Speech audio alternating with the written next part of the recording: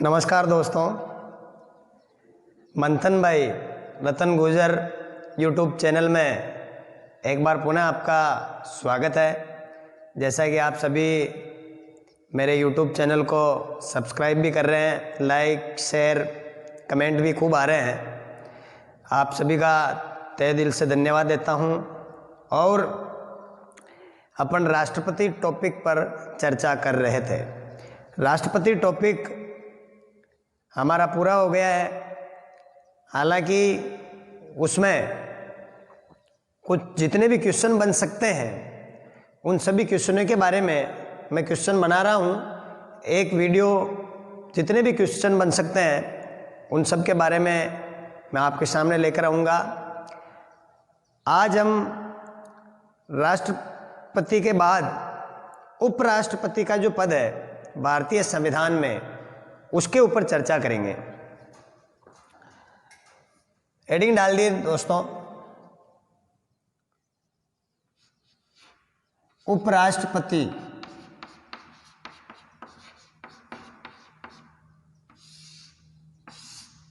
उपराष्ट्रपति जिस प्रकार भारत के संविधान में राष्ट्रपति का पद अनुच्छेद 52 में दिया हुआ है कि भारत में एक राष्ट्रपति होगा, उसी प्रकार एक अनुच्छेद है, अनुच्छेद 63, भारत में एक उपराष्ट्रपति होगा।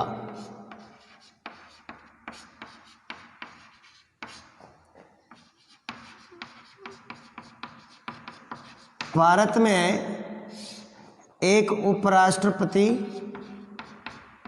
होगा। देखो दोस्तों, मैं सारी चीज जो बोर्ड पे लिखता हूँ, इससे हो सकता है थोड़ा वीडियो ज़्यादा लंबा बन जाता हो, ज़्यादा बड़ा हो जाता है, तो कुछ शॉर्ट चीज़ें ही मैं बोर्ड पे लिखूँगा, बाकी मैं आपको बोल करके सुना दूँगा, जिसको भी आप नोट कर सकते हैं या ध्यान से सुन करके याद कर सकते हैं। अनुच्छेद 53 ये कहता है कि भारत में एक उपराष्ट्रपति होगा। जिस प्रकार से हमने राष्ट्रपति के बारे में पढ़ा था, पद, योग्यता, शपथ, शर्तें आदि चीजें उपराष्ट्रपति के बारे में भी जानेंगे। एक अनुच्छेद 64 है, ये बहुत ही इंपॉर्टेंट अनुच्छेद है कि उपराष्ट्रपति राज्यसभा का पदेन सभापति होता है। बहुत इंपॉर्टेंट चीज है। उपराष्ट्रपति राज्यसभा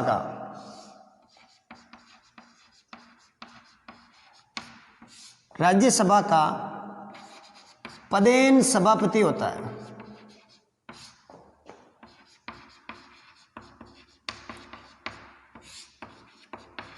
यहां ये ध्यान में रखना है आपको कि उपराष्ट्रपति राज्यसभा का सदस्य नहीं होता है।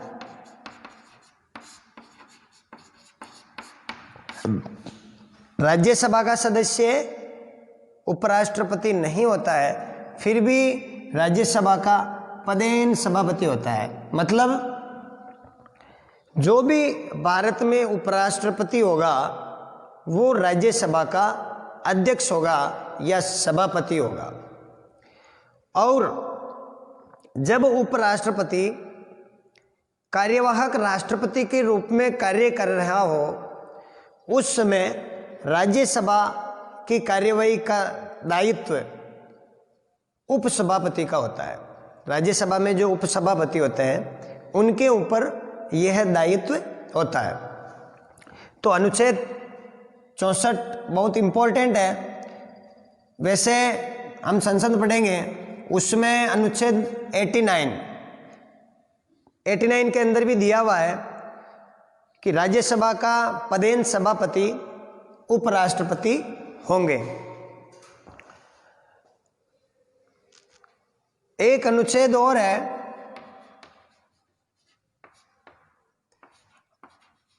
अनुच्छेद 65। अनुच्छेद 65 ये कहता है कि राष्ट्रपति की अनुपस्थिति में उपराष्ट्रपति कार्यवाहक राष्ट्रपति के रूप में कार्य करेंगे। राष्ट्रपति की अनुपस्थिति में उपराष्ट्रपति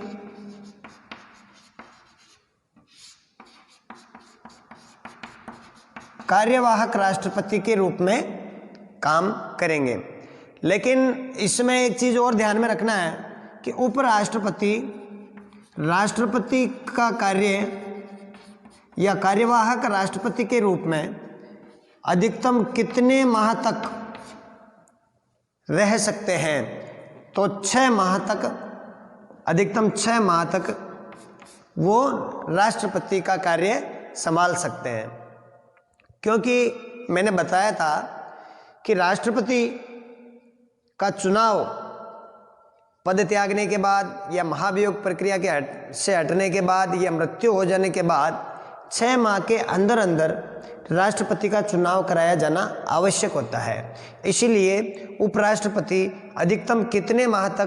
तो 6 माह तक राष्ट्रपति का कार्य संभाल सकते हैं। लेकिन जब राष्ट्रपति गंभीर रूप से बीमार हो या राष्ट्रपति कार्य करने में अक्षम हो, उस समय समय पर उपराष्ट्रपति राष्ट्रपति के दायित्वों का निर्वहन करते हैं। जैसे भारत के प्रथम राष्ट्रपति डॉक्टर राजेंद्र प्रसाद जब गंभीर रूप से बीमार हो गए थे तो सर्वपल्ली डॉक्टर राधाकृष्णन ने राष्ट्रपति के दायित्वों का निर्वहन किया था। तो उपराष्ट्रपति अधिकतम 6 माह तक राष्ट्रपति का कार्य संभाल सकते हैं। आप यहाँ पर एक तथ्य और याद रखो तो और बढ़िया रहेगा कि प्रथम कार्यवाहक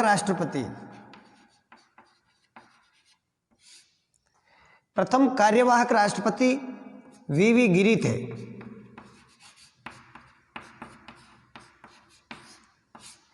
प्रथम कार्यवाहक राष्ट्रपति वीवी गिरी थे।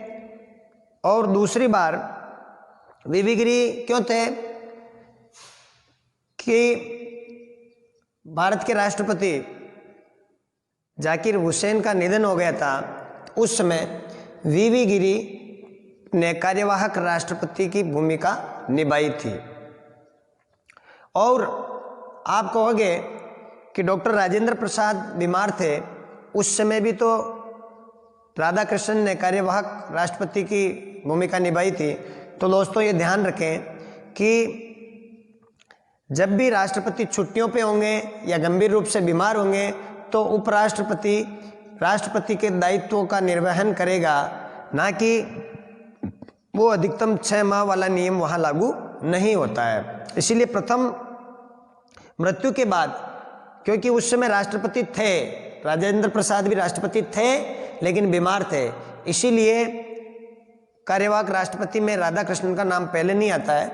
पहले कार्यवाहक राष्ट्रपति कौन आते हैं? तो वीवी गिरी। दूसरी बार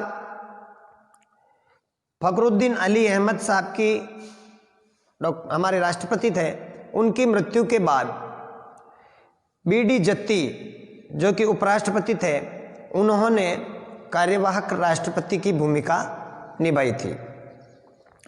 एक चीज और ध्यान में रखो दोस्तों, 1969 में कार्यवाहक राष्ट्रपति के रूप में वीवी गिरी काम कर रहे थे। उनको राष्ट्रपति का चुनाव लड़ना था। उन्होंने कार्यवाहक राष्ट्रपति के पद से या उपराष्ट्रपति के पद से भी इस्तीफा दे दिया था। तो ऐसी स्थिति में राष्ट्रपति का कार्य कौन संभालेगा?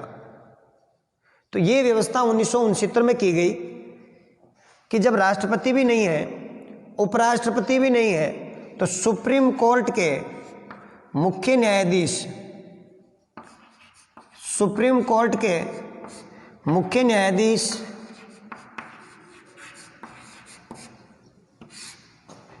मुख्य न्यायाधीश कार्यवाहक राष्ट्रपति का काम संभालेंगे और उस समय एम हिदायतुल्ला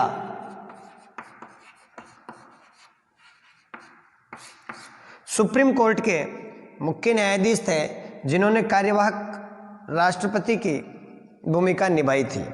ये क्वेश्चन भी आता है कि सुप्रीम कोर्ट के पहले ऐसे कौन से न्यायाधीश हैं या एकमात्र ऐसे कौन से न्यायाधीश हैं जिन्होंने कार्यवाहक राष्ट्रपति की भूमिका निभाई थी या कार्यवाहक राष्ट्रपति के रूप में काम किया था। तो एम हिदायतुल्ला प्रथम कार्यवाहक राष्ट्रपति, वीवी गिरी दूसरी बार, बीडी जत्ती। दोस्तों,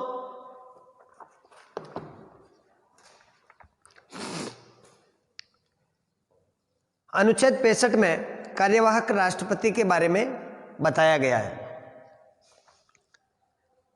अनुच्छेद 66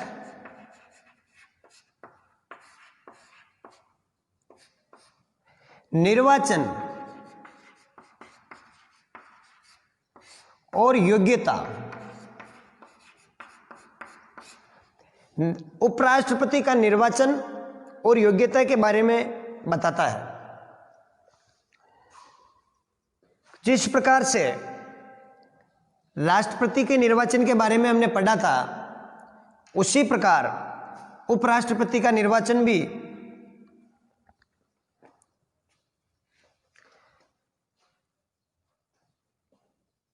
आनुपातिक प्रतिनिधित्व की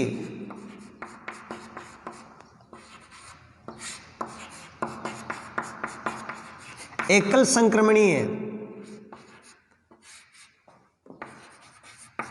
संक्रमणीय गुप्त मतदान द्वारा, ये मैंने राष्ट्रपति की निर्वाचन प्रक्रिया में आपको बता रखा है, उस वीडियो को आप देख सकते हैं। आनुपातिक प्रतिनिधित्व क्या होता है? क्योंकि राष्ट्रपति और उपराष्ट्रपति के निर्वाचन में एक कोटा होता है, वो कोटा आपको प्राप्त करना होता है, क्योंकि बाकी अन्य चुनावों में हमारे देश में अग्रता ही विजेता, जिसके ज़्यादा मत आते हैं वो ही विजेता घोषित होता है। लेकिन राष्ट्रपति, उपराष्ट्रपति और राज्यसभा के चुनावों में आनुपातिक प्रतिनिधित्व की एकल संक्रमणीय मत पद्धति का प्रयोग होता है। तो आनुपातिक प्रतिनिधित्व का मतलब 50% + 1 वैध मतों का, वैध मत बटेवा 2 + 1 जोड़ करके जितने मत होते हैं वो मत अगर प्राप्त कर सकता है वो ही चुनाव जीतता है। तो आनुपातिक प्रतिनिधित्व हो गया। एकल संक्रमणीय को हस्तांतरीय मत पद्धति भी कह सकते हैं कि इसमें मतदाता वोटों को वरीयता के क्रम में अपना मत देता है। मतदाता अपने मत को वरीयता के क्रम में देता है। 4 उम्मीदवार चुनाव में खड़े हैं तो वो मतदाता चारों उम्मीदवारों को अपना मत देगा, लेकिन वरीयता के क्रम में देगा। और जब तक कोटा प्राप्त नहीं हो जाता है तब तक वो प्रक्रिया चलती रहेगी। अगर प्रथम वरीयता में कोई भी उम्मीदवार विजय हासिल नहीं कर पाता है तब तक ये प्रक्रिया चलती रहती है। फिर सबसे अंतिम प्रथम वरीयता प्राप्त उम्मीदवार को वहाँ से हटा दिया जाता है और उसके मतों को, जैसे मैं ये आपको बता देता हूँ, जैसे ए, बी, सी और डी, ये चारों उम्मीदवार हैं। ए को प्रथम वरीयता में 200 मत मिले, बी को 150 मिले, सी को 140 मिले और डी को 100 मिले। ये हो गए टोटल 200, 300, 400, 500, 590।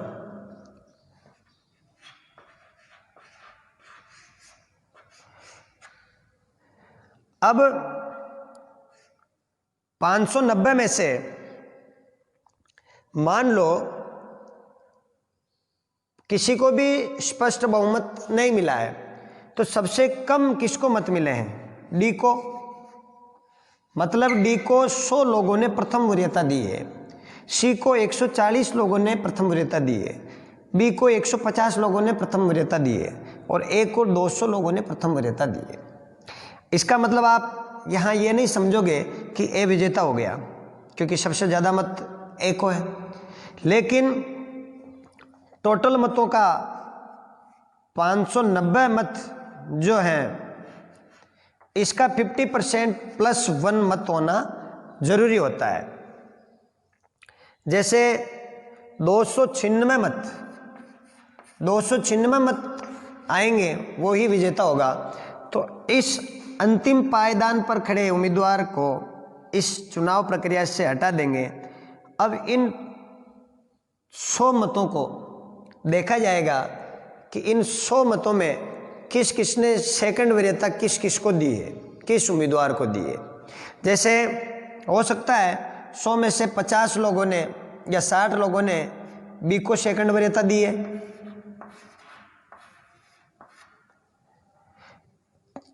ए को 30 लोगों ने सेकंड वरीयता दी हो और 10 लोगों ने सी को दी हो, तो भी सेकंड प्रक्रिया में भी कोई भी विजेता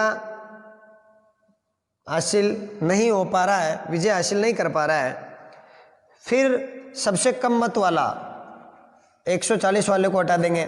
मतलब ये प्रक्रिया इस प्रकार चलती रहती है जब तक वो फिक्स कोटा प्राप्त नहीं कर लेता है। अब आनुपातिक प्रतिनिधित्व की एकल संक्रमणीय गुप्त मतदान पद्धति द्वारा, दोस्तों यहाँ पे आपको ये ध्यान रखना है कि राज्यसभा के चुनाव में गुप्त मतदान नहीं होता है, ये ध्यान में रखना है। राष्ट्रपति और उपराष्ट्रपति में गुप्त मतदान लिखा हुआ है, राज्यसभा के चुनाव में गुप्त मतदान नहीं है, क्योंकि वहाँ पर भी वरीयता दी जाती है, कोटा प्राप्त किया जाता है, लेकिन वहाँ पर दल बदल वाला कानून लागू होता है। क्योंकि कोई किसी पार्टी से संबंधित है, अगर वो उसी पार्टी में वोट नहीं देता है, वोट क्रॉसिंग हो जाती है, तो दल बदल कानून के आधार पर उन पर कार्रवाई हो सकती है। इस वजह से यहाँ पर गुप्त मतदान नहीं। दूसरी बात, राष्ट्रपति के चुनाव में मतों के मूल्यों को गिना जाता है कि वहां पर एक विधायक का मत मूल्य कितना आता है। भारत के सभी राज्यों के विधायकों के मत मूल्यों के योग में सांसद के मतलब तो भारत के टोटल सांसदों का भाग लगाते हैं तो एक सांसद का मत मूल्य प्राप्त होता है। लेकिन आपको यहाँ पर यह ध्यान रखना है कि राष्ट्रपति के चुनाव में राज्यों की विधानसभा और केंद्र शासित प्रदेश दिल्ली और पुडुचेरी की विधानसभा के सदस्य भी भाग ले रहे थे, लेकिन यहाँ पर उपराष्ट्रपति के चुनाव में केवल संसद के सदस्य, संसद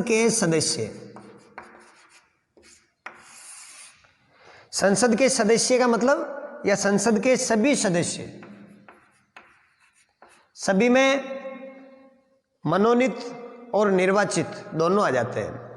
आपको यहाँ पर विशेष ध्यान रखना है, राष्ट्रपति के चुनाव में संसद के निर्वाचित सदस्य ही भाग ले रहे थे, उपराष्ट्रपति के चुनाव में संसद के निर्वाचित व मनोनीत सदस्य भाग लेते हैं। लेकिन यहाँ पर केवल भाग ही संसद के निर्वाचित और मनोनीत ही लेंगे, राज्य की विधानसभाओं के या केंद्र शासित प्रदेशों की विधानसभाओं के निर्वाचित सदस्य भाग नहीं लेते हैं। यहाँ पर आपको केवल एक ही चीज़ ध्यान रखनी है कि संसद के सभी सदस्य या लोकसभा एवं राज्यसभा के निर्वाचित एवं मनोनीत सदस्य उपराष्ट्रपति के चुनाव में भाग लेते हैं।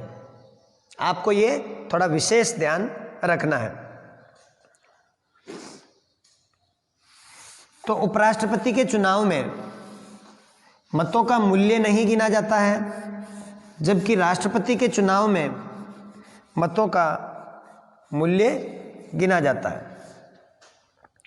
उपराष्ट्रपति के पद के लिए योग्यता क्या है? भारत का नागरिक होना चाहिए, जैसा कि राष्ट्रपति में है। दूसरा, लाभ के पद पर नहीं होना चाहिए।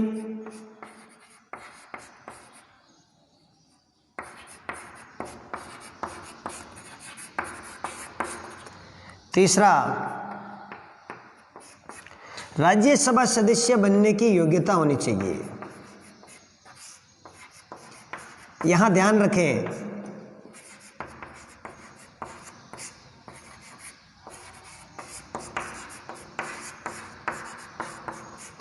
राष्ट्रपति में लोकसभा सदस्य बनने की योग्यता होनी चाहिए शब्द था, उपराष्ट्रपति में राज्यसभा सदस्य बनने की योग्यता शब्द है।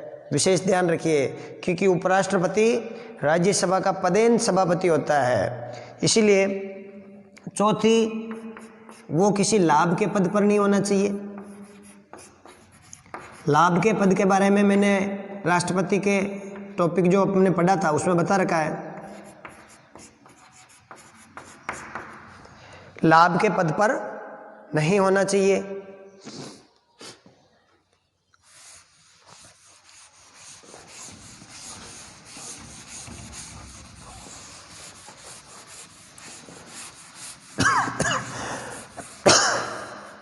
राष्ट्रपति और उपराष्ट्रपति को आप तुलनात्मक अध्ययन के माध्यम से पढ़ें और ज़्यादा बेहतर रहेगा। तो राष्ट्रपति का निर्वाचन किस प्रकार होगा? आनुपातिक प्रतिनिधित्व की एकल संक्रमणीय गुप्त मत पद्धति द्वारा। निर्वाचन में कौन कौन भाग लेंगे? संसद के, मतलब लोकसभा व राज्यसभा के,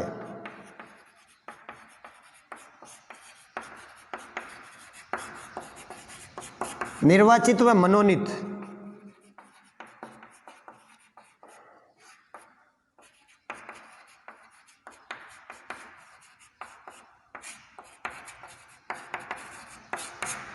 निर्वाचित व मनोनीत सदस्य भाग लेते हैं।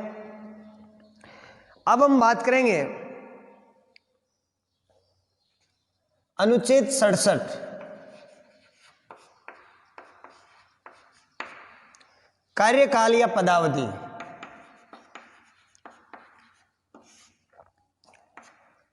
उपराष्ट्रपति का कार्यकाल 5 वर्ष होता है। ध्यान रखें दोस्तों, उपराष्ट्रपति का कार्यकाल कितना होता है? 5 वर्ष। राष्ट्रपति का कार्यकाल कितना होता है? 5 वर्ष। अब आपको यहां यह ध्यान रखना है कि राज्यसभा सदस्य बनने की योग्यता के लिए, राज्यसभा सदस्य बनने की योग्यता के लिए उम्र होनी चाहिए 30 वर्ष, और उपराष्ट्रपति बनने की योग्यता के लिए उम्र होनी चाहिए 35 वर्ष।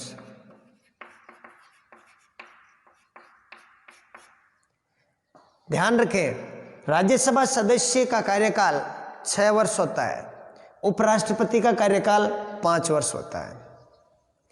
आपको ये नहीं समझना है कि उपराष्ट्रपति राज्यसभा का पदेन सभापति है, इसीलिए उपराष्ट्रपति का कार्यकाल भी 6 वर्ष होगा, नहीं होगा। उपराष्ट्रपति का कार्यकाल 5 वर्ष होगा, राज्यसभा सदस्य का कार्यकाल 6 वर्ष होगा। उपराष्ट्रपति के लिए एज 35 वर्ष होनी चाहिए, राज्यसभा सदस्य के लिए एज 30 वर्ष होनी चाहिए। ये आपको थोड़ा फर्क है, विशेष आपको ध्यान रखना है। 5 वर्ष समाप्त होने से पूर्व उपराष्ट्रपति का निर्वाचन कर लिया जाना चाहिए। कार्यवाहक उपराष्ट्रपति के बारे में संविधान में कहीं नहीं लिखा है, या उपराष्ट्रपति की मृत्यु हो जाए या उपराष्ट्रपति अपना पद त्याग दे, तो हमारे संविधान में ऐसी व्यवस्था है क्या कि इतने समय में, या राष्ट्रपति के लिए 6 माह का समय था कि 6 माह में राष्ट्रपति का चुनाव कर लिया जाएगा, ऐसा उपराष्ट्रपति में है क्या? नहीं है। उपराष्ट्रपति के लिए ऐसी कोई व्यवस्था हमारे संविधान में नहीं है कि उपराष्ट्रपति के पद त्यागने के बाद या उपराष्ट्रपति को हटाने के बाद या उपराष्ट्रपति की मृत्यु हो जाने के बाद कितने समय में उपराष्ट्रपति का निर्वाचन कर लिया जाएगा, ऐसा नहीं है। लेकिन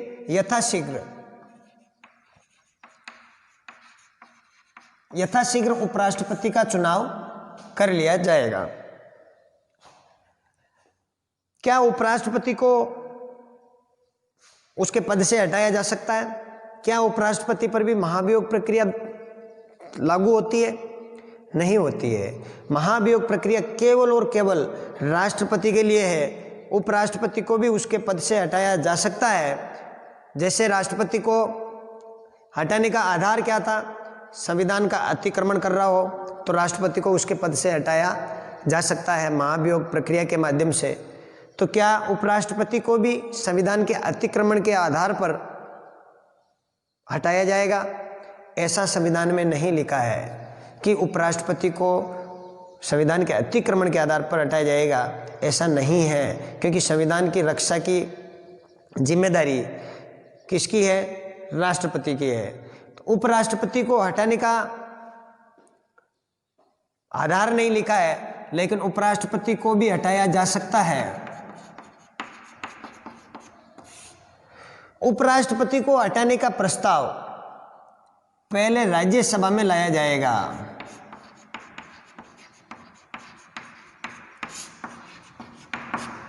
पहले राज्यसभा में लाया जाएगा।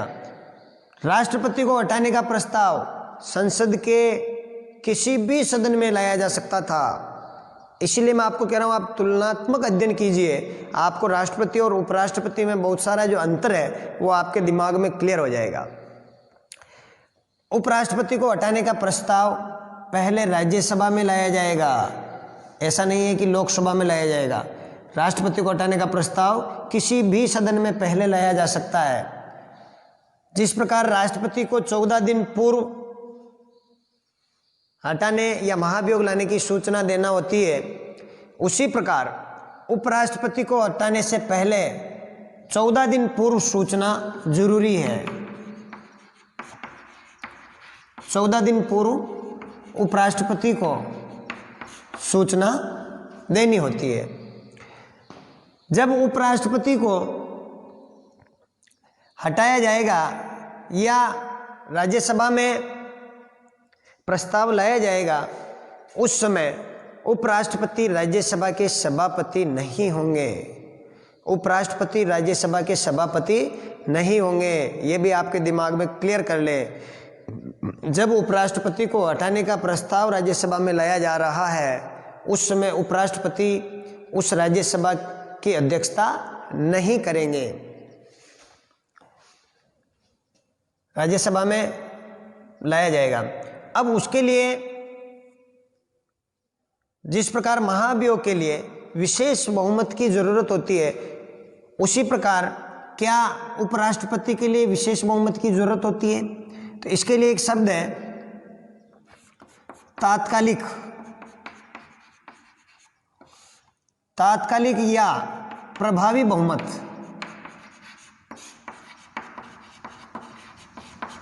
कहां पर?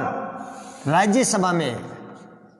तात्कालिक बहुमत का मतलब बता देता हूं दोस्तों। जिस प्रकार राज्यसभा की कुल संख्या 245 है, मान लो 20 स्थान रिक्त है,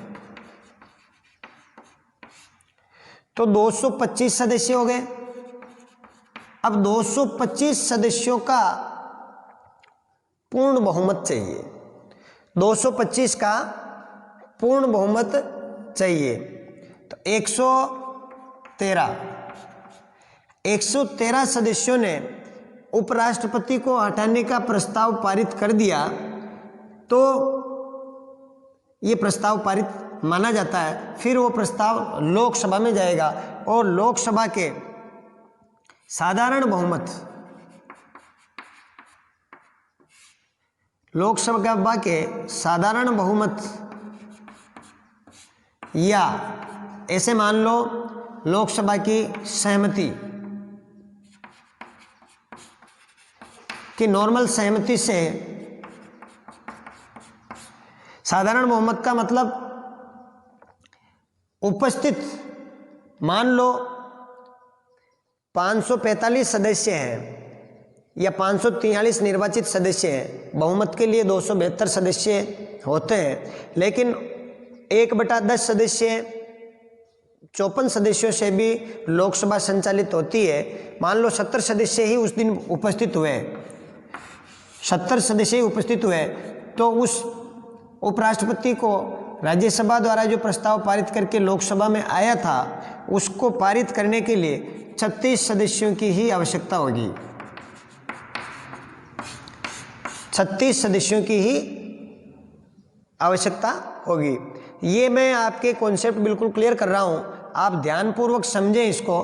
तात्कालिक या प्रभावी बहुमत क्या है, साधारण बहुमत क्या है, विशेष बहुमत क्या होता है, स्पष्ट बहुमत क्या होता है, इन सारी चीज़ों के बारे में और भी हम डिटेल से स्पष्ट बहुमत और पूर्ण बहुमत के बारे में हम आगे जब संसद पढ़ेंगे उसमें भी देखेंगे।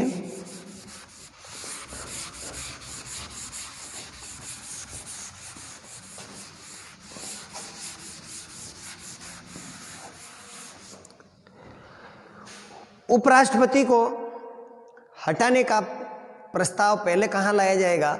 राज्यसभा में लाया जाएगा। इसकी सूचना 14 दिन पहले उपराष्ट्रपति को देनी होगी। उसके लिए तात्कालिक बहुमत से पारित प्रस्ताव होना चाहिए।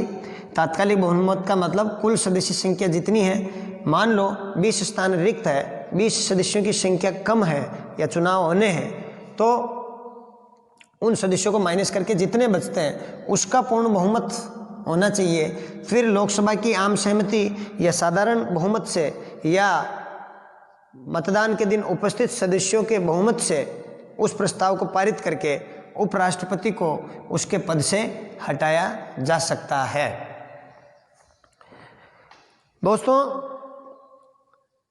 क्या ऐसा भारत में हुआ है पहले उपराष्ट्रपति को हटाने का प्रस्ताव लाया गया है? नहीं लाया गया है। नहीं तो राष्ट्रपति के विरुद्ध कभी महाभियोग लाया है, नहीं उपराष्ट्रपति को हटाने का प्रस्ताव संसद में कभी लाया गया है।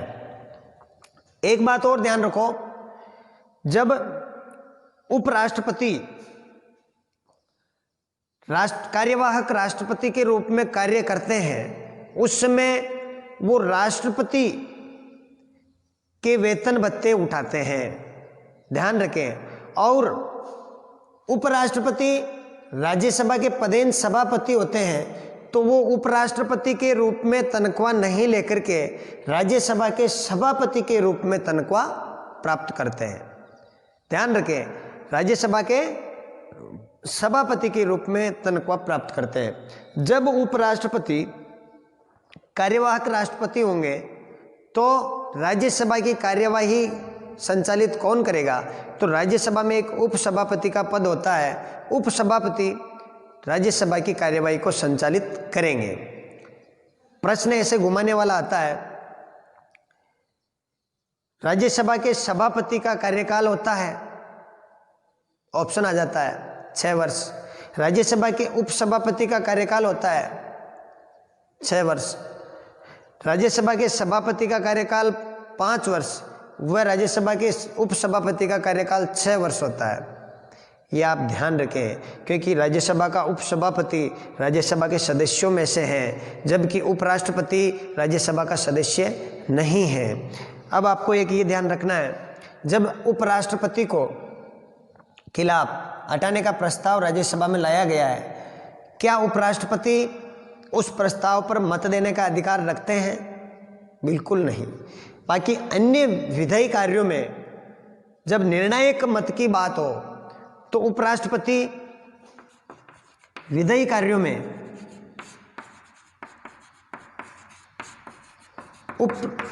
राज्यसभा के सभापति या उपराष्ट्रपति निर्णायक मत का प्रयोग कर सकते हैं,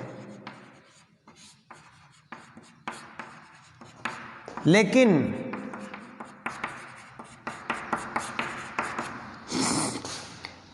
उपराष्ट्रपति को हटाने से संबंधित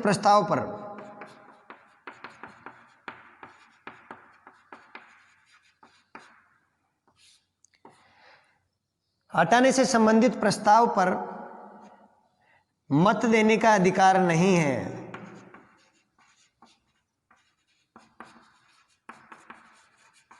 ध्यान में रखें, मत देने का अधिकार उपराष्ट्रपति को हटाने का प्रस्ताव अगर लाया गया है और उस पर ही उसको मत देने का अधिकार दे दिया जाए तो गलत बात होगी। इसीलिए उपराष्ट्रपति को उससे संबंधित हटाने से संबंधित प्रस्ताव है उस पर मत देने का अधिकार नहीं है, जबकि विधायी कार्यों या अन्य कोई भी विधेयक है उसके ऊपर निर्णायक मत का सवाल आ जाए तो उस समय उपराष्ट्रपति उस पर निर्णायक मत दे सकता है। स्क्रीनशॉट या आप ध्यान रख करके इसको उतार सकते हैं।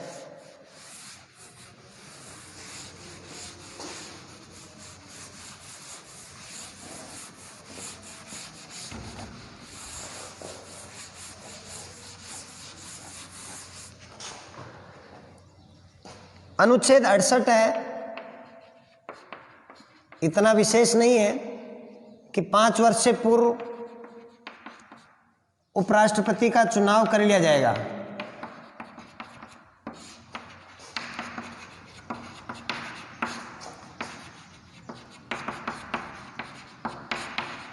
पांच वर्ष से पूर्व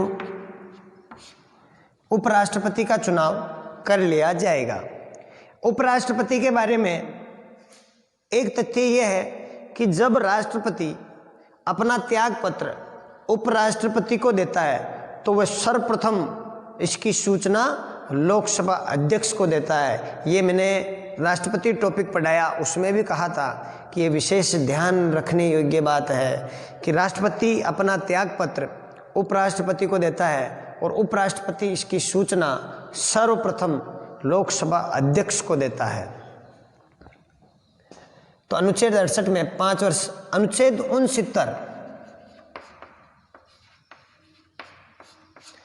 69 में उपराष्ट्रपति की शपथ के बारे में बताया गया है।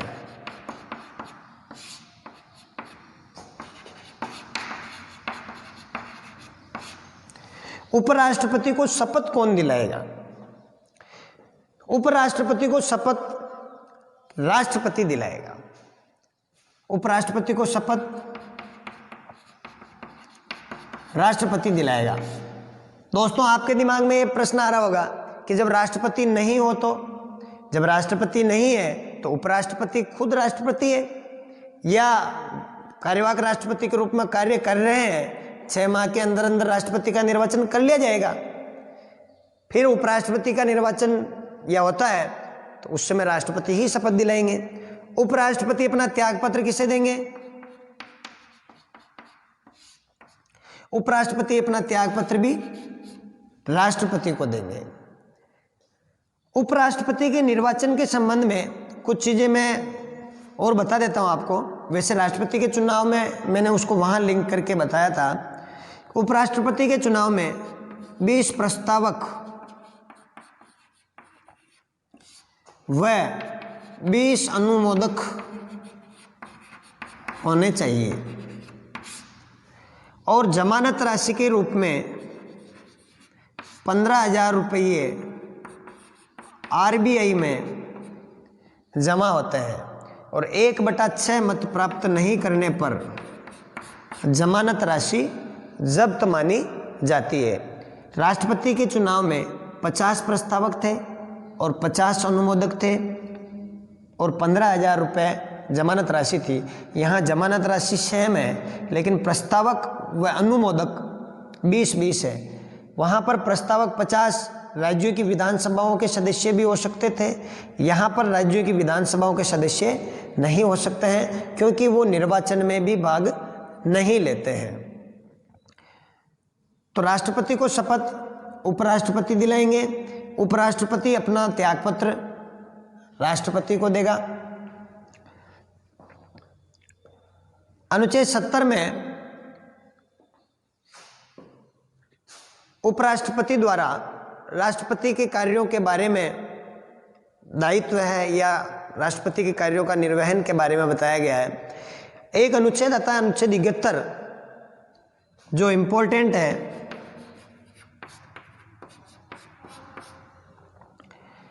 राष्ट्रपति और उपराष्ट्रपति के चुनाव से संबंधित विवाद का निपटारा कौन करेगा?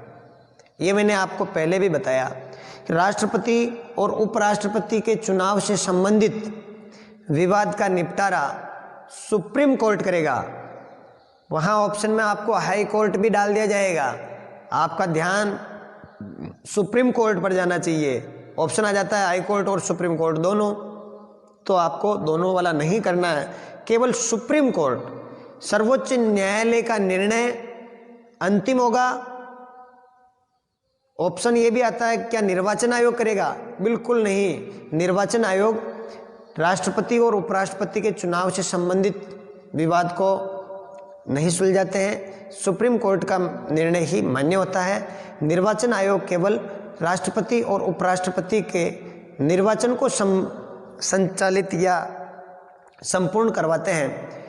जिस प्रकार राष्ट्रपति के चुनाव में चुनाव का दायित्व लोकसभा महासचिव को होता है, उसी प्रकार उपराष्ट्रपति के चुनाव में चुनाव का दायित्व या चुनाव जिनके नेतृत्व में किया जाता है वो राज्यसभा का महासचिव होता है। राज्यसभा के महासचिव के नेतृत्व में या निर्देशन में उपराष्ट्रपति का चुनाव किया जाता है। सुप्रीम कोर्ट चुनाव संबंधित राष्ट्रपति व उपराष्ट्रपति के चुनाव से संबंधित विवाद का निपटारा करती है।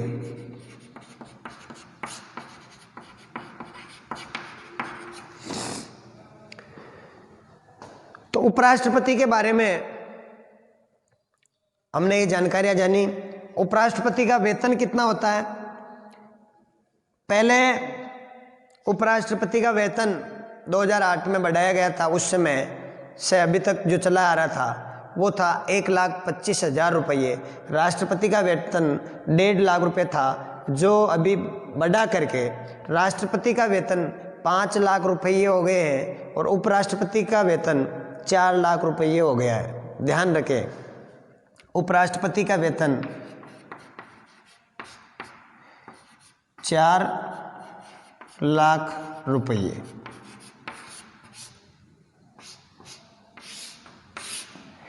वर्तमान में वेंकैया नायडू उपराष्ट्रपति हैं जो कि राज्यसभा के सभापति हैं। ठीक है, तो दोस्तों आज मैंने उपराष्ट्रपति के बारे में बहुत सारी जानकारियां आपको बताई और इनसे संबंधित क्वेश्चन ही एग्जाम में पूछे जाते हैं।